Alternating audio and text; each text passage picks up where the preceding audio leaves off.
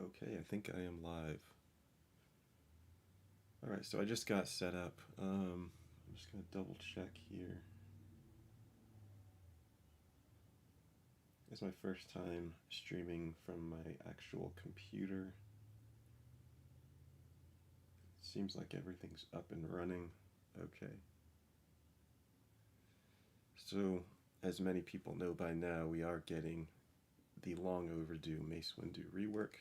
So I wanted to talk a little bit about it, talk about the character, what my expectations were, the rework details, then kind of compare what I was expecting from a rework versus what the reality was. Then I'll actually get into the game and theory craft some teams. So I think the first thing to understand about Mace Windu is what he's like as a character, and that's from the lore, from the movies and books and the Star Wars universe outside of the game. So many people, when they think about Mace Windu, they have seen the movies. They kind of understand he's the second in command under Yoda. Most people within the Star Wars universe, he was widely believed to be the second most powerful. What most people don't know is he was actually elected the Master of the Order, but he gave that position to Yoda after the Clone Wars started so he could focus more on tactics and leading a lot of the Clone War efforts. Now, Master of the Order is different from the Grand Master title, but that we can get into that maybe another time. But that's just really cool. So, like, in some ways, he was a lot more equal to Yoda and not necessarily underneath Yoda. So that's something that I think a lot of people don't know. And then getting more into beyond just the movies, what you have to realize about Mace Windu is he actually was the co-creator of a lightsaber combat fighting form. And that's similar. The equivalent, I guess, in real life would be like if somebody created their own style of martial arts. That's no small thing. And so Mace Windu was very powerful. And I think just to understand what the style that he created was like, to describe it, there's a book, The Essential Guide to the Force, and I have a quote from that on here. The practitioner of the pod would accept the fury of their opponent, transforming themselves into one half of a superconducting loop, with the other half being the power of the darkness inherent in the opponent. And in the novelization of Revenge of the Sith, Mace Windu was talking to Obi-Wan, and the way he just described why he created it is it was an answer to his own weakness, and it channels the darkness into the weapon of the light. So Mace Windu struggled with the dark side of the Force probably more than most other Jedi, and so by creating this style of a pod to transfer the dark side into power and use that power for the light was something that was very important for Mace in order to stay committed to the light side of the Force and shore up his weakness. Some other notable practitioners were Quinlan Vos and Depa Billaba. Depa Billaba was Mace Windu's apprentice. She eventually served on the Jedi Council herself. She was also the master. She trained Kanan Jarrus. So it's another character who most Star Wars fans are familiar with, certainly if you play the game. Quinlan Vos was in the Clone Wars a little bit. He has some pretty cool stories, but we won't get into that too much. And there's a great article on the Star Wars wiki that we can look at. It talks about the seventh lightsaber form. There are actually two. Juyo is like the more traditional form, and it's filled with both fury and malignant grace. So Darth Maul is a very aggressive style. Vapad is the variant that Mace Windu created. And then one thing, there are a couple things I want to note, and I'll leave the link to this article in the description. But in the novelization of The Revenge of the Sith, when Anakin Skywalker saw Mace and Darth Sidious fighting, Mace just looked like a sphere of purple fire, and it looked like he had dozens of blades attacking from every angle. That was a really cool description, I thought, to understand. That obviously didn't come across in the film, but in the Star Wars lore, that's more Mace Windu's style. He was very powerful. And then something else I thought just was cool, and we kind of see this in the film, but the novelization describes this in a lot more detail. One of the reasons why Mace Windu was able to take on Sidious was, again, thinking about the way Vapad takes darkness and like transforms it into power. That's exactly what he was doing. Sidious's own fury was redirected by Windu via the use of Vapad, a process which Windu mentally likened to a lightsaber deflecting a blaster bolt back at its source. And if we think about the scene where Sidious tried to shoot his Force lightning at Windu, Windu just redirected it, and it was no big deal. So let's get back to our presentation here.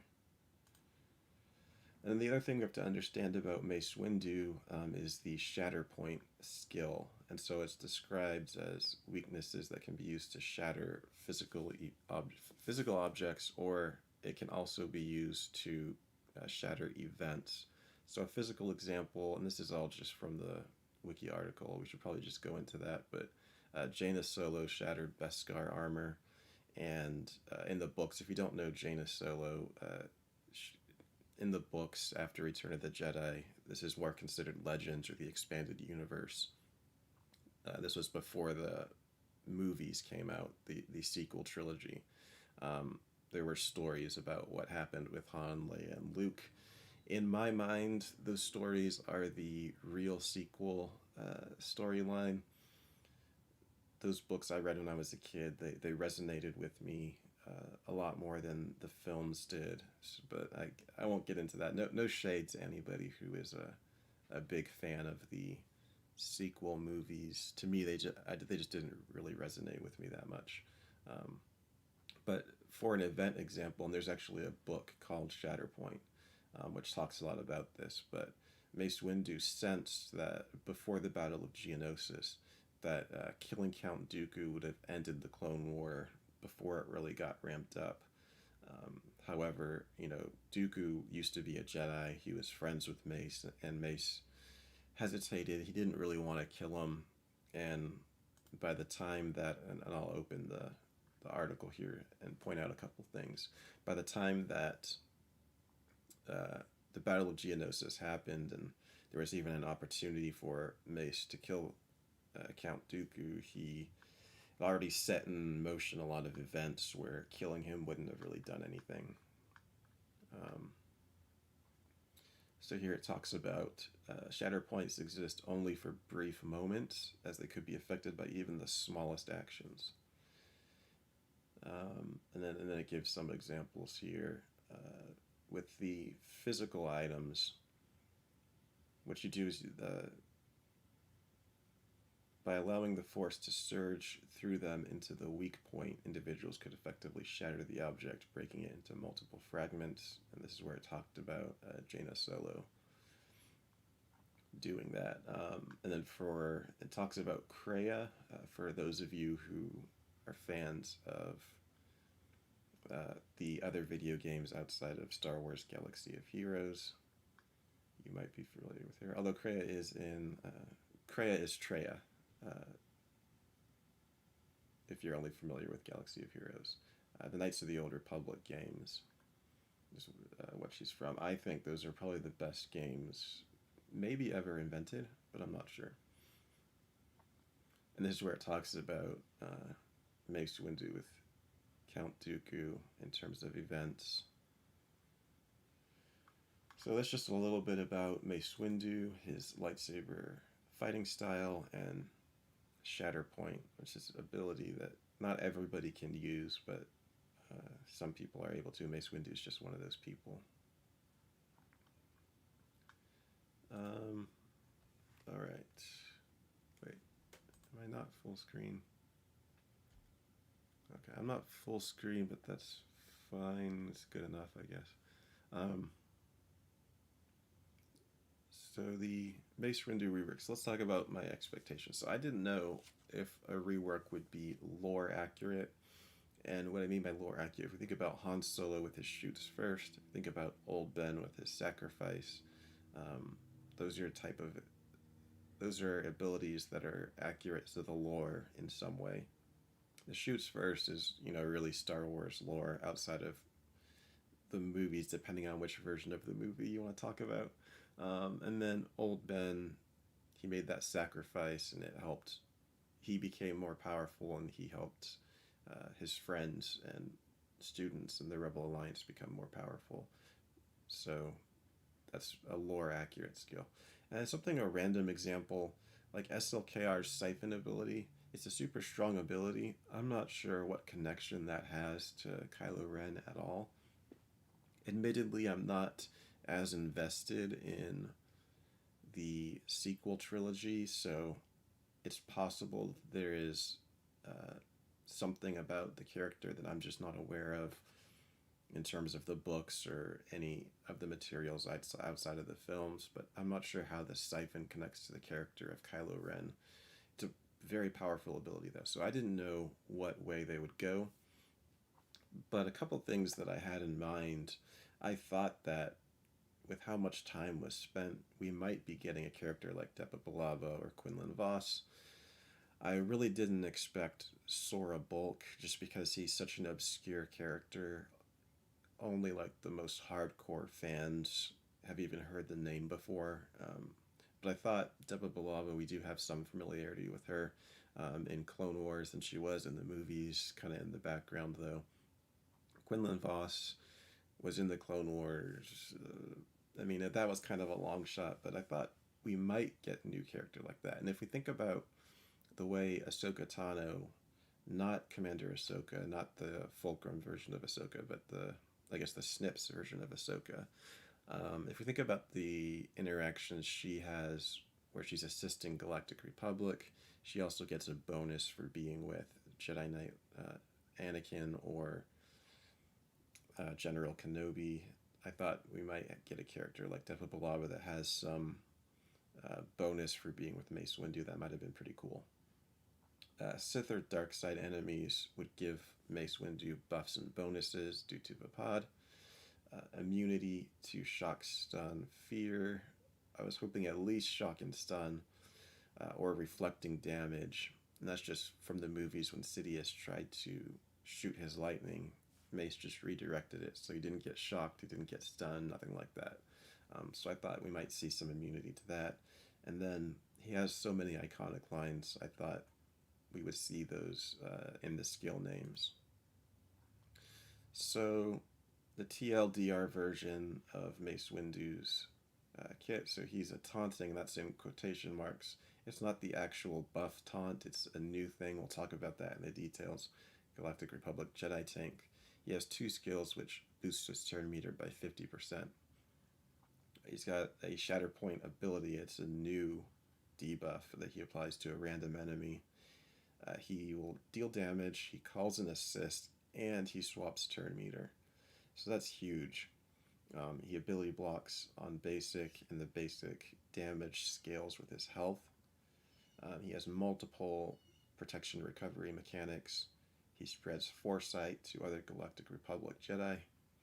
And he has a buff Dispel and Stun. That's conditional though. We'll look at that. So this is the kit details. This is from Heinz's stream. I'll leave a link to his video where he talked with the developers in detail about each and every one of these abilities.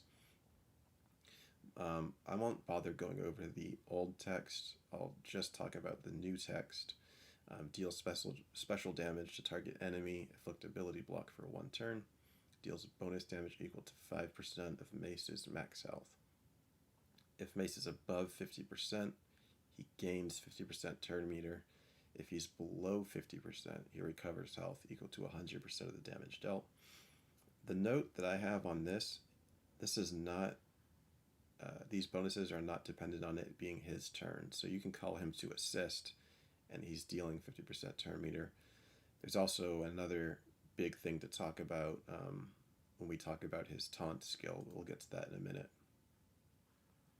So the other ability, Smite. So deal special damage to target enemy and dispel all buffs on them. If target enemy had Shatter Point, stun them for 1 turn, and remove 50% turn meter. Then Mace Windu gains 50% turn meter. So the notes that I have just looking at the language on this, I used to play a card game called Yu-Gi-Oh! And a big part of understanding all the interactions is looking at conjunctions and punctuation, semicolons, because there was a whole language to it. I haven't really gotten that deep into understanding how things interact in Galaxy of Heroes, but when I see this "and" here, it just makes me question this stun and the turn meter removal. Is that one resist check, or are they individual? Are there 2 different resistance checks? I'm not sure. And then if it is resisted, does he still gain the turn meter? Because he has to do that and then he gains the turn meter. I'm not sure if this is conditioned upon this first part sticking. So it's something to think about, something to look at. Special 2, this party's over, and here comes the iconic lines. Nice. So he deals special damage, and this is a brand new ability, so it's not an ability that's getting reworked, it's just an ability they're adding to him. So he deals special damage to target enemy. He calls target other ally to assist.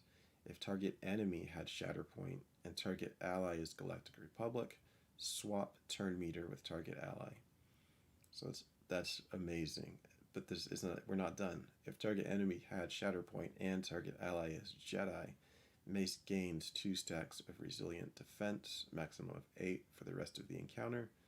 Both Mace and target ally recover 30% protection. This is an amazing skill. It's a cooldown of 3. So when I say rest of encounter, this is something that can't be dispelled.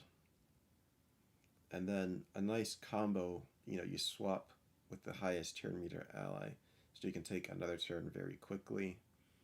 Then use one of the first 2 skills. You gain 50% more turn meter. You're going to be taking a lot of turns very quickly with Mace.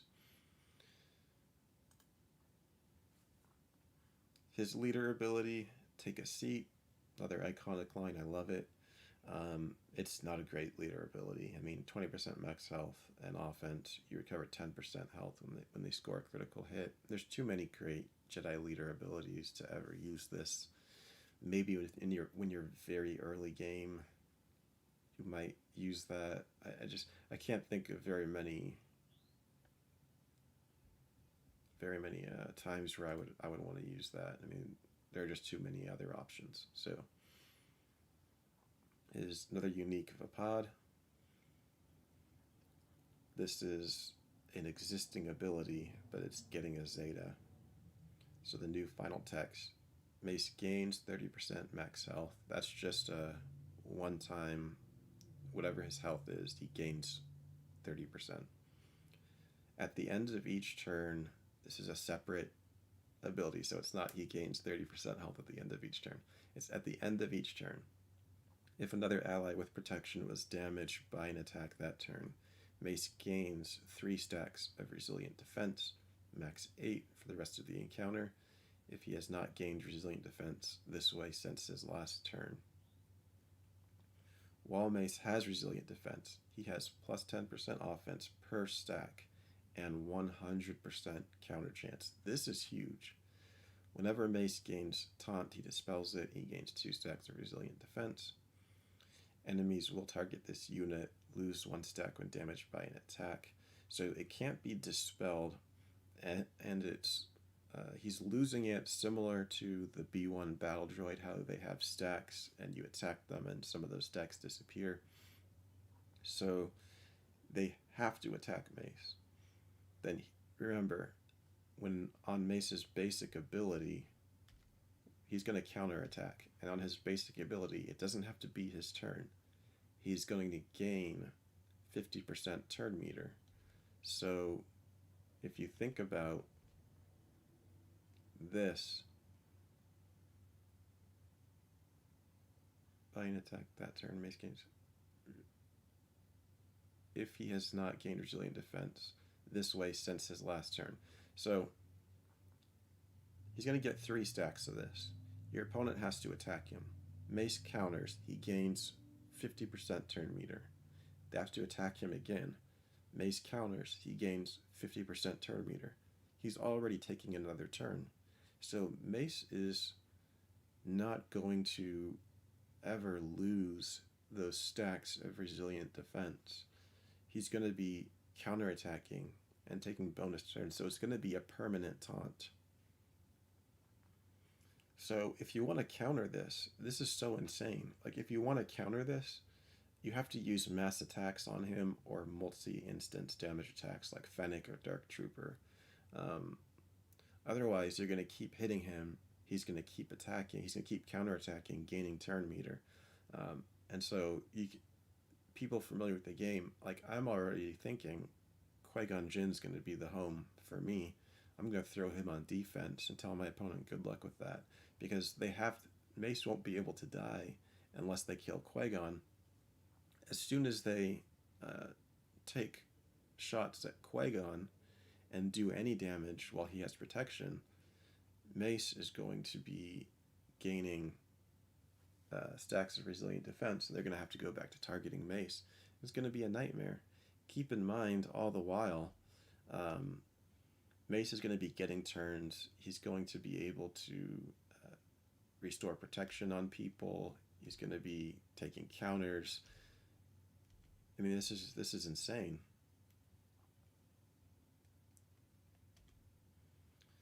And then what makes him so insane on a Qui-Gon Jinn team, this is a brand new ability, it's not a rework ability.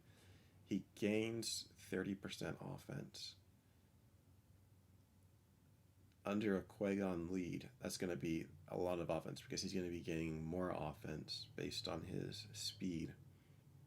At the start of Mace's turn, dispel stealth on all enemies, period. That's one thing. When he goes, he dispels stealth.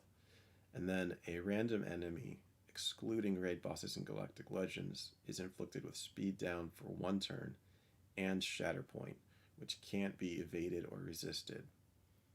Shatterpoint is dispelled at the end of each ally's turn. When an ally damages an enemy with Shatterpoint, all allies recover 10% protection. More protection recovery. And all Galactic Republic Jedi allies gain Foresight for 1 turn. If you remember, under Qui-Gon's lead, and we'll go into this when I get into the game, the Foresight boosts their offense that they get from his lead. So that's insane. And if you think about this, he's going to have resilient defense. They're going to have to target him. He's also going to have Foresight, so one of their attacks is just going to miss. So let's talk about what the Shatterpoint debuff is. So receiving damage dispels Shatterpoint and reduces defense, max health, and offense by 10% for the rest of the encounter. Enemies can ignore taunt to target this unit. So you can always target whoever gets Shatterpoint. It is going to be random. I think that's a good way to kind of make this balanced, because this would be a pretty overpowered ability if you could pick the target every time. While in territory wars, at the start of each other light side ally's turn, a random enemy, not including Galactic Legends, is inflicted with speed down for 1 turn and Shatterpoint. So instead of it just being on Mace's turn, it's on everybody's turn. And you also get 5% turn meter. So if we think about this, he's going to get, when they attack anybody, he's going to get resilient defense. They're going to have to target him. He's going to counter and get turn meter. When it's his turn, he is going to be applying Shatterpoint to somebody and then attacking them. and they're going to quickly be losing their max health, defense, and offense. He's still going to have stacks of resilient defense. They're going to have to attack into him again. He's going to go again. He's going to throw more shatter points out. So this very quickly gets out of control. So we'll talk about expectations versus reality. One thing is I was unsure if his kit would be lore accurate. He functions as an aggressive tank. And when you think about the pod, how it kind of lets you tank, so to speak, incoming dark side attacks and channel them to boost yourself up, I thought that was pretty true to his fighting style. And so I put that as satisfactory. I had an expectation we might get new characters. I don't know why it took this amount of time to give a character like Mace Windu a rework. I thought we would get some new characters. We didn't. And on this stream, I don't think there was anything that I recall. We don't really have any reason to expect it. That's not really surprising because some of the other characters that would make sense to get with Mace, Depa Billaba, Quinlan Voss, Sora Bulk, these are not super popular characters, so it's not too surprising, but I was disappointed. I thought it might be cool to get some other characters in there. So Sith or Darkseid enemies would give him buffs or bonuses. I thought he might be immune to shock, stun, or fear, maybe with some reflect damage. In the reality, so all enemies, it doesn't matter if they're Darkseid or Sith, he's going to get charged up. He's going to have his resilient defense. They're going to attack into him. He's going to counter gain turn meter as he attacks into them. He's hitting someone with shatter point, like debuffing them, weakening them. And so, I mean, I thought that was satisfactory. It wasn't what I expected, but it's kind of along those same lines. Now, it's a shame that he's not immune to shock or stun, but when you think about the rest of his kit, if they added shock and stun immunity, that would be a little bit overpowered. So being immune to shock, stun, or fear would be a little bit much for Mace Windu's kit. One of the reasons why I'm considering putting tenacity on him, but I'll talk more about that later. I was expecting skill names with some of his iconic lines. This party's over, take a seat. I mean, nailed it. So it's to be determined overall, like, we don't really know, but on paper, in my mind, it exceeds expectations. We don't have very many great Jedi tanks, and so this was going to be a good Jedi tank regardless, even if he's in reality not as good as we're thinking he would be. He's still going to be miles ahead of any of the other tanks who are not named Kenobi. At least the Jedi tanks. Because if you want a good Jedi tank, you kind of have to go with Kenobi. So I'll get into the game here in 1 second. Let me see. That's the end of the presentation. That's all I have. So I'll get into the game, talk a little bit about the teams that I think make the most sense. I've already kind of talked about Qui-Gon. Let me pull up the game here. Okay, so this is my first stream, so bear with me.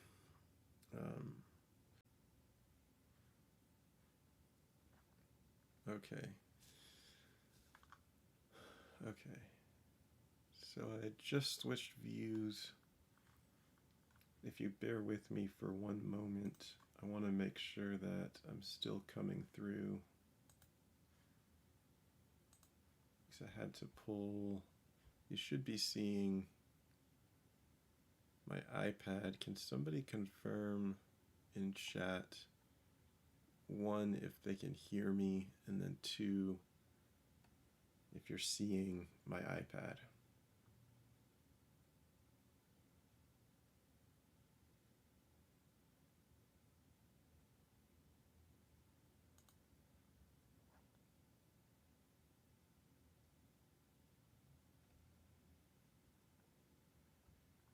anybody, so I'm assuming they can't hear me.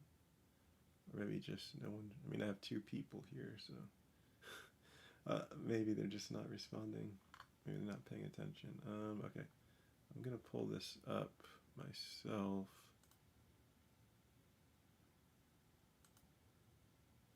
And I'll see if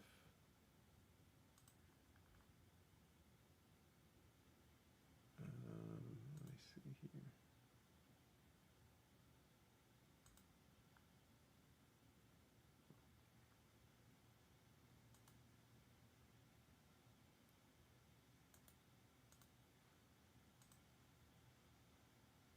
Myself.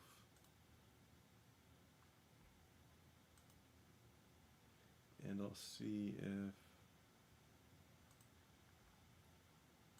okay, yeah, so everything looks to be in order then.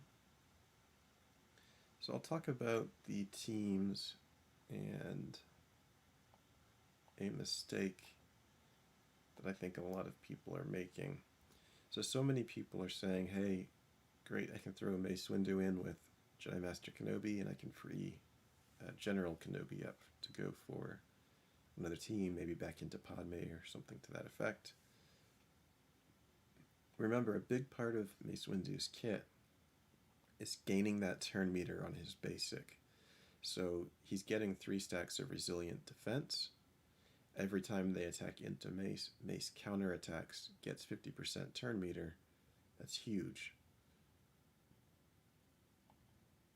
Under Jedi Master Kenobi, and for people who are confused with what I'm saying, enemies and allies are immune to turn meter manipulation.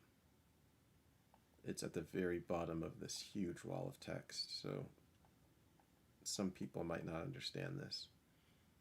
You can't manipulate turn meter, so that completely turns off Mace Windu in terms of his turn meter gain. Now, we don't have very many great Jedi tanks that are not named Kenobi. I mean, we have Jedi Master Luke, who's also a great tank, but the other tanks are Old Ben and General Kenobi. So just by a function of Mace, the rest of his kit is still good.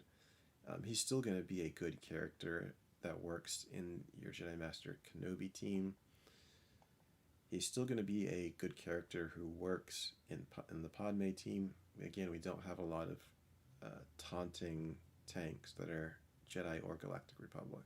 So just by virtue of that, he's going to be in there. But I want to talk about what I think are the truly lethal applications of Mace. One, I think, is under the Qui-Gon team. I'll talk about this first because it's going to be a little bit less involved. So let's remember, in Grand Arena, under Qui-Gon Jinn's leadership, at the start of the battle, as long as there are no Galactic Legends, and as long as all allies are Jedi, all other allies gain offense equal to 30 times their speed, doubled while they have foresight. Remember, Mace is giving foresight out to Galactic Republic Jedi as well, and can't be defeated while Qui-Gon Jinn is active. So, of course, you can't abuse Qui-Gon's skill by giving him damage immunity or stealth or something silly like that. And then when Qui-Gon's defeated, he gives a huge boost to the rest of the team. So, if we think about Mace Windu's kit, they have to kill Qui-Gon Jinn first.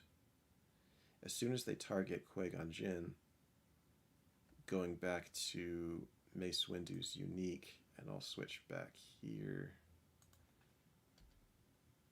because we can't view it in the game.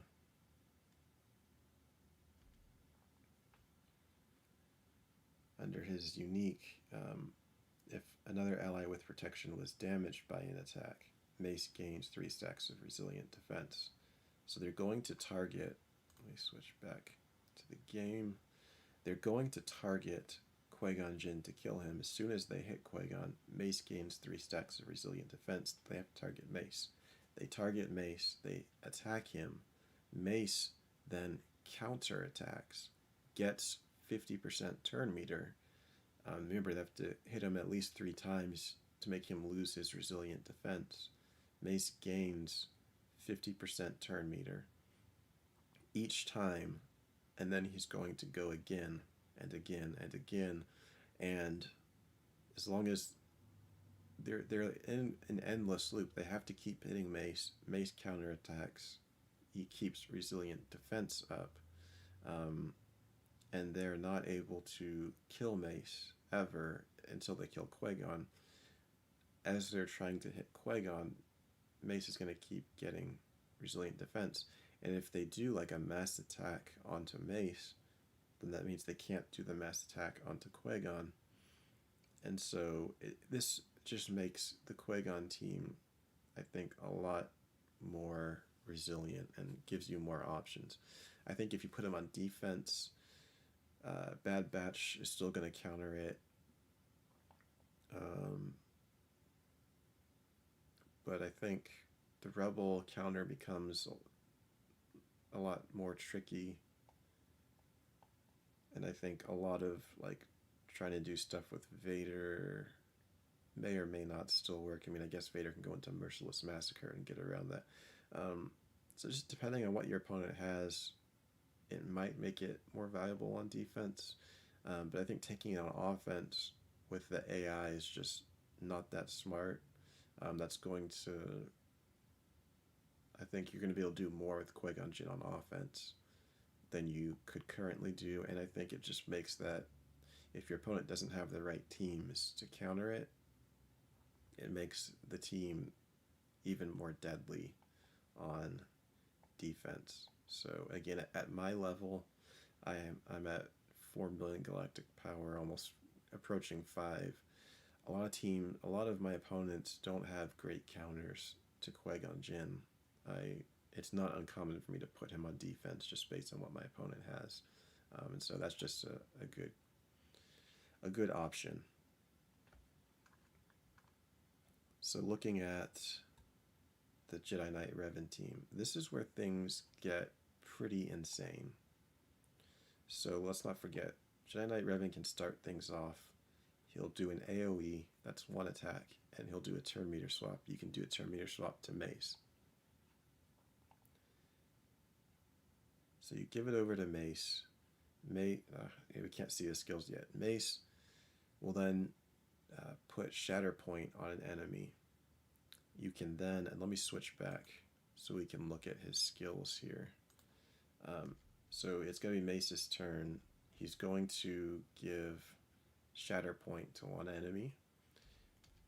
You can then use this ability to call a target ally to assist, target the person who has Shatterpoint, and in our case, we're going to target Grandmaster Yoda because he is a Galactic Republic and a Jedi. So Yoda will assist. We'll do a turn meter swap. And because Yoda is also a Jedi, we're getting 2 stacks of resilient defense. So now Revan has done his AoE. Mace inflicted Shatterpoint on an enemy. We got 2 more attacks from Mace and Grandmaster Yoda onto that enemy. And then it's going to be Grandmaster Yoda's turn. So we've done 3 attacks onto an enemy. Also with Shatterpoint, they've lost 10% health defense. And I think they lose 10% offense, but hold on, we'll look at that in a second. So then Yoda's going to go. Remember, when we called Yoda to assist, he gains 40% turn meter. So at this point, Mace is going to take another turn when Yoda's done. But Yoda can do a lot of stuff. So Yoda can do his AoE to attack all enemies. So whoever has Shatterpoint at this point, whoever got Shatterpoint on Mace's turn at this point, has been hit 4 total times. But then Yoda's going to take a bonus turn. We can then use Battle Meditation to spread Foresight, and then Yoda's going to get turn meter to take another turn because he's going to have 4 Jedi allies, so that's going to allow him to take another turn. We can then do his big hit to remove 70% turn meter, or we can do a basic on somebody. At this point, somebody is dead in all likelihood. But then remember, Mace is geared up to take another turn. And so going back to his skills, it's his turn again, so he's going to put Shatterpoint on somebody.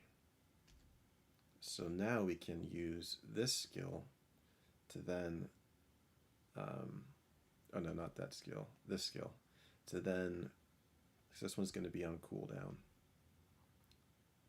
So then we'll dispel any buffs they had, stun them, and remove 50% turn meter. And then Mace gains 50% more turn meter. So again, he's cycling back around. He's going to be taking another turn. Now he also has 2 stacks of resilient defense, meaning when your opponent finally takes a turn, they have to target Mace. Mace, remember, he just got 50% turn meter from this, will counterattack. He will gain 50% more turn meter because that's his basic.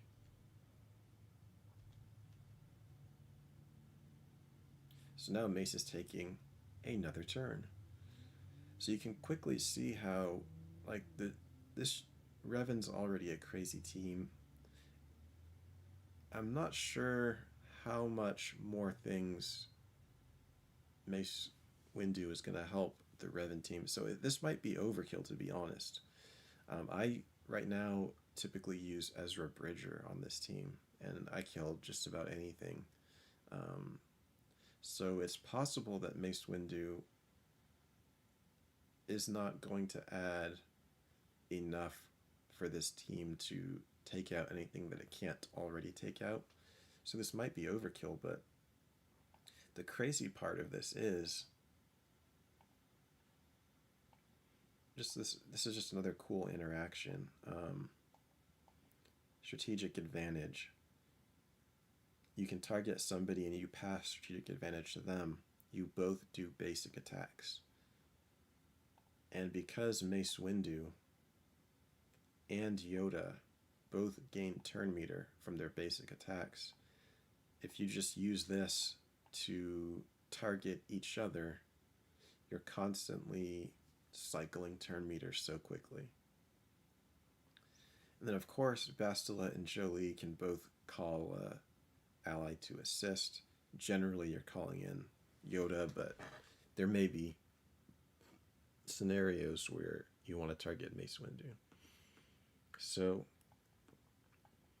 I think Mace Windu is absolutely broken on the Qui-Gon Jinn team. I think he's very strong. He might just be overkill on the Revan team. We'll have to test and find out.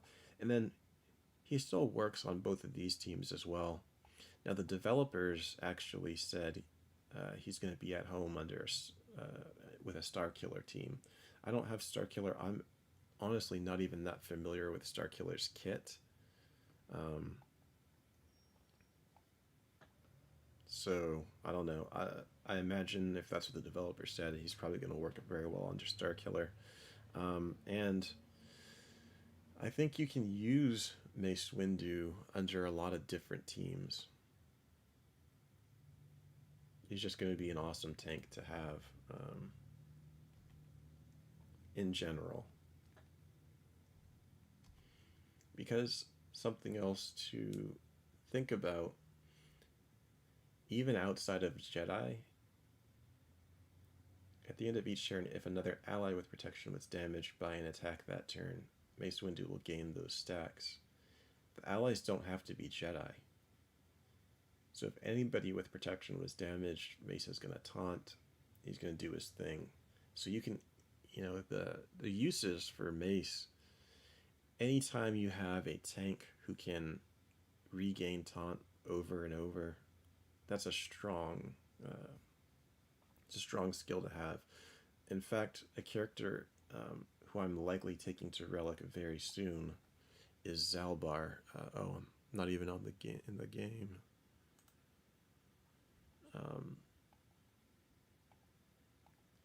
I was doing stuff on my iPad and you guys couldn't see. Sorry about that. But a character I'm looking at very strongly is Zalbar. Wait, where is Zalbar? Here he is. So, when another ally falls below 100% health, Zalbar gains taunt and retribution for 2 turns. I thought that was a pretty strong, and by the way, that's, you don't even have to have the Zeta for him to have that. So I was looking at that. I know this is like a side conversation. It doesn't have, but I've been playing around with this. So everybody stuns, and Newt's applying extortion. The extortion spreads. But yeah, I think Zalbar's a good utility tank. I'm likely relicking him at some point in the near future, because you can just drop him in to a team and just have a tank that's going to keep regaining taunt. So that's very powerful. But Mace, I see the similarities here, because he gains taunt and retribution. Those are buffs that can just be dispelled very easily with anyone who can dispel stuff. With Mace, it's not a taunt that can be dispelled, and it's 100% counter chance and not retribution. So you can't dispel either of those off of Mace, which makes Mace so much more superior, but then also gives him that utility, that same utility that I see in Zalbar, Mace Windu is going to have. So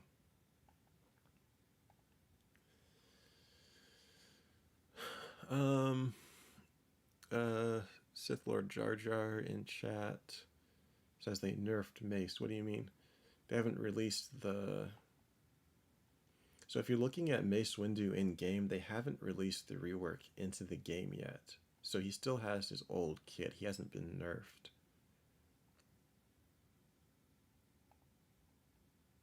It's supposed to happen sometime this week. I don't know if that makes... they announced a nerf. Do you have a link for that? Where did you see that? I don't know. Yeah, I admit I'm not the most up to date on everything.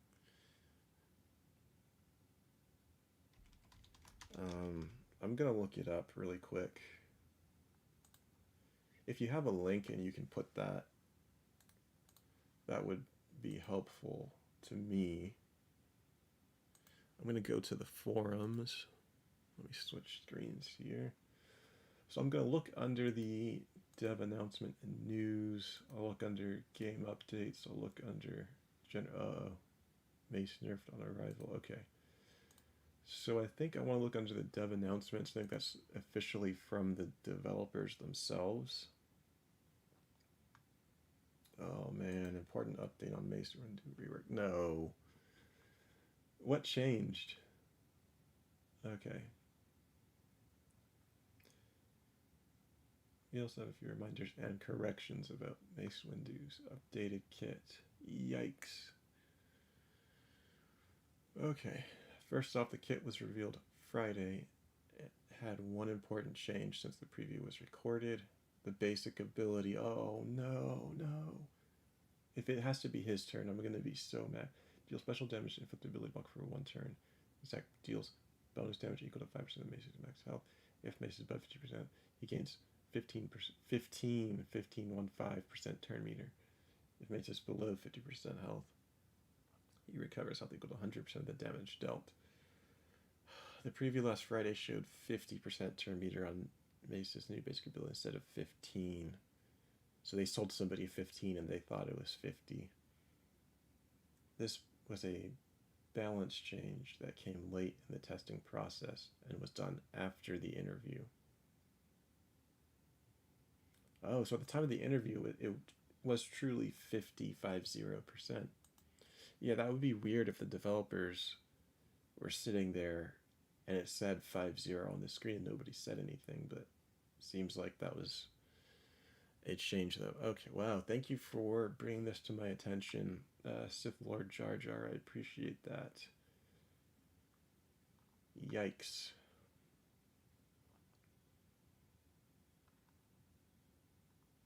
Like, so this is brand new at 4:22 p.m.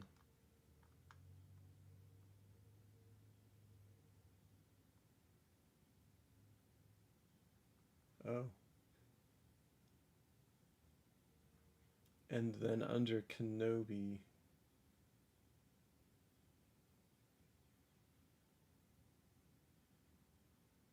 he's not going to keep gaining taunt under Kenobi.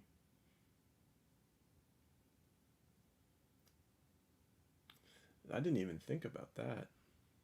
Okay, well, yeah, that's interesting. So let's go into the game. So under Kenobi's leadership,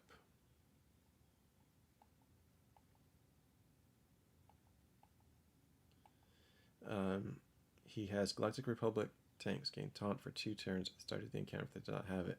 And when they lose taunt, they gain it for 2 turns if they have protection but did not have taunt. So one thing that they... Oh, so that's interesting. Mace Windu would have been a permanent taunt under Kenobi. He would get taunt. He would turn the taunt into resilient defense. So he would also be countering when they hit him. And then whenever he lost resilient defense, this leadership ability would reapply taunt. That taunt would get turned into resilient defense. Man, I wish I was smart. I would have seen that. Okay. So they do a nerf. That has to be the fastest nerf. I just noticed you can see a little bit of gray in Kenobi's hair here. Interesting. Was it like that in the movies, I wonder? I don't know. I'll have to double check. Well, I guess it's better that they identified that and changed it before they pushed out the update. The reason I say that is if they push out the update, everybody spends the Zetas, they spend the relic materials. We're probably putting Mace at relic 9. I think a lot of people would. At least relic 8. I mean, I have him at 5, which is a little bit higher than the requirements for Kenobi already, but it's better to get the nerf out of the way, like to make the correction before people spend resources. But that is disappointing. And I do appreciate that comment, Sith Lord Jar Jar, so that I don't look like a fool when this goes out. I guess when other people watch this, if anybody else even watches this. So what does that change? I guess that changes the fact that, so before, let's go back to his kit here. So before he gains 3 stacks and he counters on just 2 counter attacks, he's going to take another turn, and this is going to get, this would get reset before it runs out. And so then, so this permanent taunt after 3 stacks is only 40%, 45% turn meter total. So it's taking away this being an effective, like a de facto permanent taunt unless your opponent controls Mace in some way.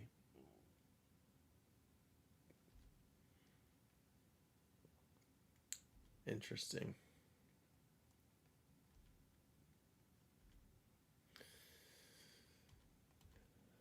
So this still is going to let him gain 50% turn meter.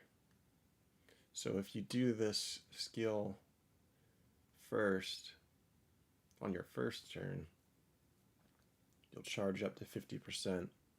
They'll hit 3 times. You'll counter and deal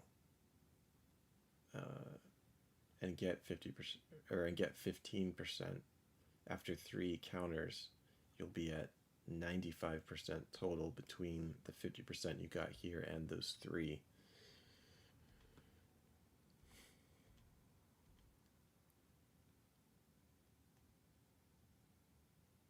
Interesting.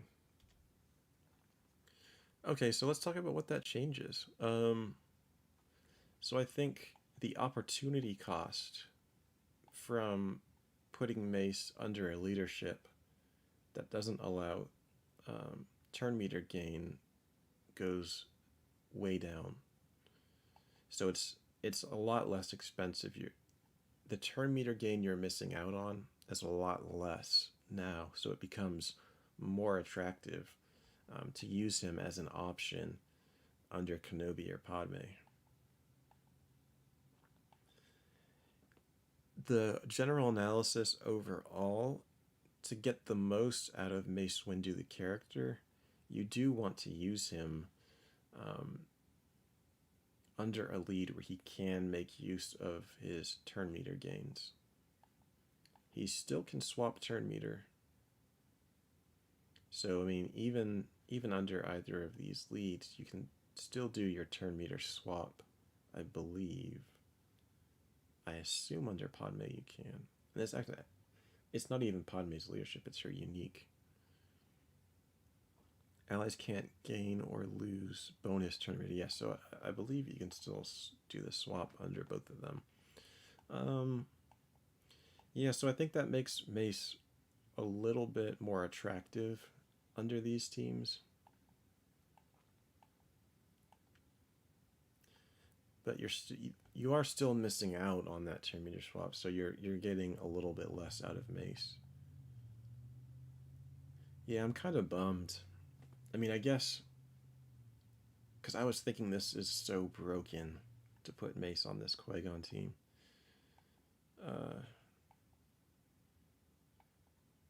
Yeah, it makes me a little bit less. I mean, look, it doesn't change my analysis in terms of the overall opinion on the rework. He's still going to be an excellent tank, and you can use him. You can use him as a plug-and-play tank. In fact, I might use him just in total random teams because I have trouble filling out all of the slots for teams. I have 9 teams to sit on defense, and then I have to have 9 teams for offense. I have trouble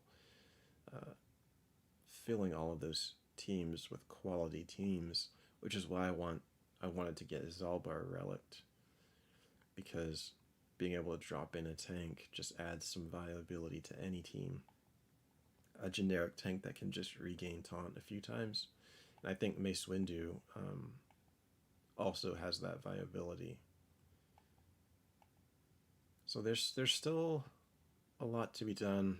Of course, when it releases, everyone's going to be testing it out. We're going to very quickly start seeing ideas, what works, what doesn't, which interactions we want to capitalize on, and which interactions are less viable than we thought. So I don't know, it'll be interesting. I'll be keeping a close eye on things. I'll be doing some testing as well.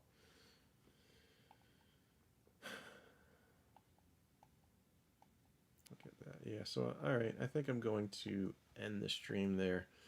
We talked a lot about Mace Windu. We saw the Nerf almost live. I think that post was up at 4:22.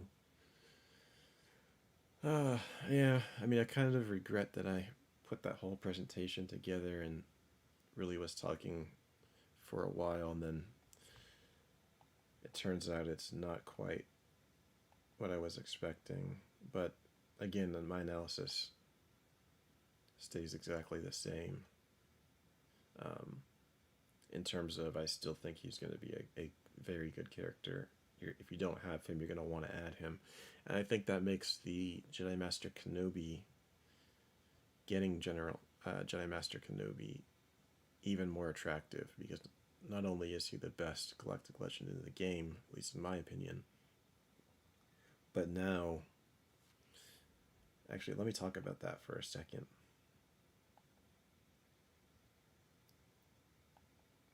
Galactic Legends. When you look at the requirements for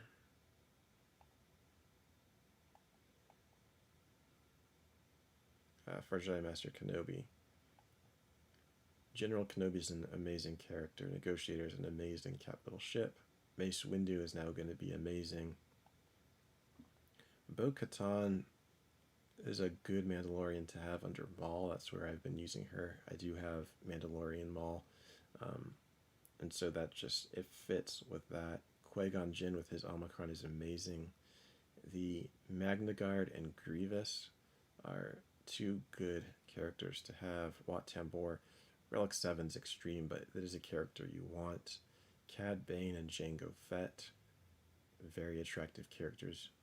Especially Jango is. Cad Bane, it's not the greatest bounty hunter, but it is nice having a bounty hunter that's a high relic. Cody's not great, but Shaak Ti is amazing. Grandmaster Yoda's amazing. And the reason why I love that so much, I went for General Skywalker next. And if you look at the requirements, we need Grievous and Magna Guard for Jedi Master Kenobi. If we look at the solo journeys, why I pushed pretty hard for General Skywalker very quickly is the rest of that Grievous team, the battle droid, the destroyer droid, and B2. That's the whole team. So by going through and getting Jedi Master Kenobi and General Skywalker, I've completed my Grievous team, which is something that's a good idea to do anyway. We need a C-3PO for General Skywalker, which completed my Rebel team. And you can also use C-3PO under Padme to counter some Galactic Legends. Oh, I locked in. I meant to remod my Chewbacca for Tenacity to try the General Skywalker counter. Oh well, next time. But yeah, these two journeys, I think, if you were to ask the best journeys, I think if you get General Skywalker and Jedi Master Kenobi, that's going to set you up for basically everything. I mean, you're going to have Grievous, you're going to have Padme, you're going to have C-3PO for, I mean, that's just going to give you so much into your account just based on the requirements. And so before the Mace Windu rework, this was like, like, who really cares? This is a bad character. We don't really need him. We don't really want him, but we need him for Jedi Master Kenobi. Now, Mace Windu is a very attractive character. Everybody's going to want him, so that's just the strength of the Kenobi requirement. So let's look at our first opponent. I think this was the first guy I clicked on too.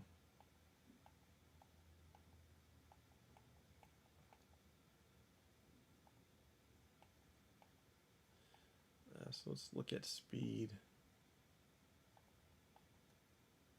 Uh-oh. So his fastest character is 285. That's on a Galactic Legend. That's not good.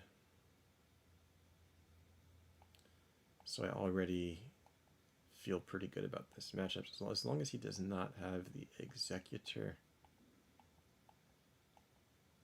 Okay. So yeah, I'm feeling pretty good about this matchup. But I won't do a full in-depth review on stream. We are punching up by like 1.4 million galactic power. But looking at the mod quality, I'm liking my chances. It's still going to be an uphill battle because he's got that Jedi Knight Luke in the account. But we'll see how that goes. If anybody's interested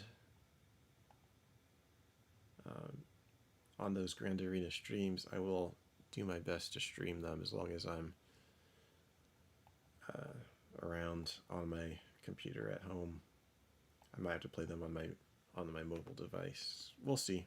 Stay tuned, subscribe, like, all that good stuff. I appreciate your support, and may the force be with you. I'm going to end the stream for now, and I'll be back in a